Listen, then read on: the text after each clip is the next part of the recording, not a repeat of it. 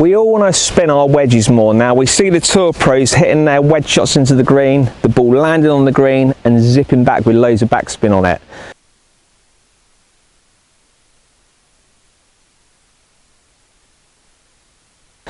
And that's one thing that I'm going to help you with today, how you can start to create more spin on the ball when you're going in with your wedge shots into the green.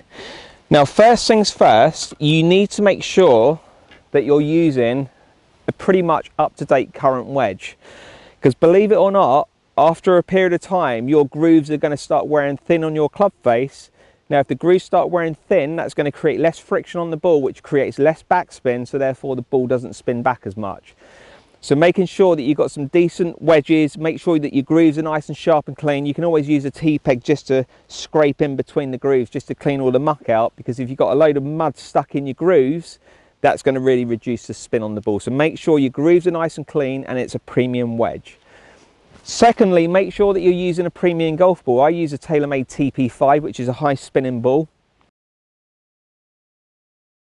And I know that that's going to sit down on the green when I hit those wedge shots into the green.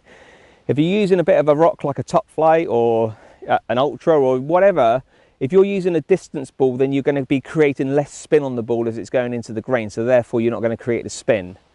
Now, making sure, obviously, if you're coming off the fairway, that increases your chances of spinning the ball. If you're coming out of semi-rough or thick rough, that really reduces the spin on the ball, because the more matter you get caught between the ball and face, the less spin it creates on the ball. Same as if the fairway's wet and the club face is wet, that reduces the spin as well. So all things being equal, if you've got a decent clean wedge, sharp grooves, a premium ball coming off the fairway, there's no reason why you can't spin your wedges like the pros.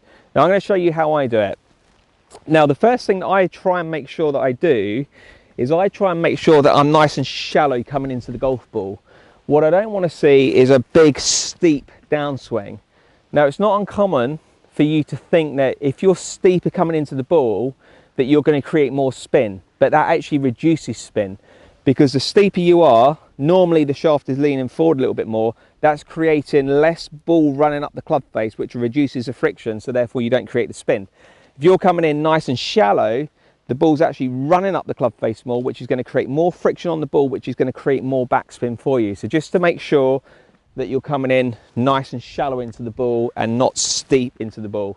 Now I'm fortunate enough, I mean, I use flight scope in my coaching and I use flight scope in my practice, so I can monitor my angle of attack. And like I say, one thing that is for sure, if I start to go sort of, you know, -5, -6, -7 with my wedges, that reduces the backspin on the ball. If I'm coming in more shallow, more like -2, -3, then I really increase my backspin on the golf ball. So I'm just focused on really making sure that the swing is, you know, more around my body, if you like. So it's not choppy, it's more around me. So I'm just getting the feeling for me that I'm using the bounce of the wedge to skip across the ground. So I'm just skimming that bounce of wedge through the ground there. I've got a 90-yard shot, I've got my 52-degree wedge, it's nice and clean, I've got my TaylorMade ball, and from there I'm just going to make sure that I'm nice and shallow coming into the ball. I will take a small divot, but not a big chunky steep deep divot.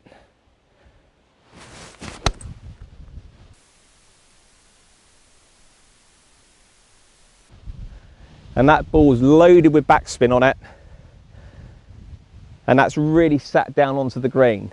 Other factors as well, if you're hitting into the wind, that's going to increase the backspin on the ball.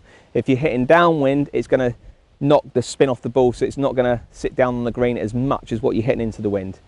Hope this one helps. Don't forget to thumbs up the video, post your comments below, let me know if you like the video, and also don't forget to hit the subscribe button below. Really appreciate your support, and I'll see you next time.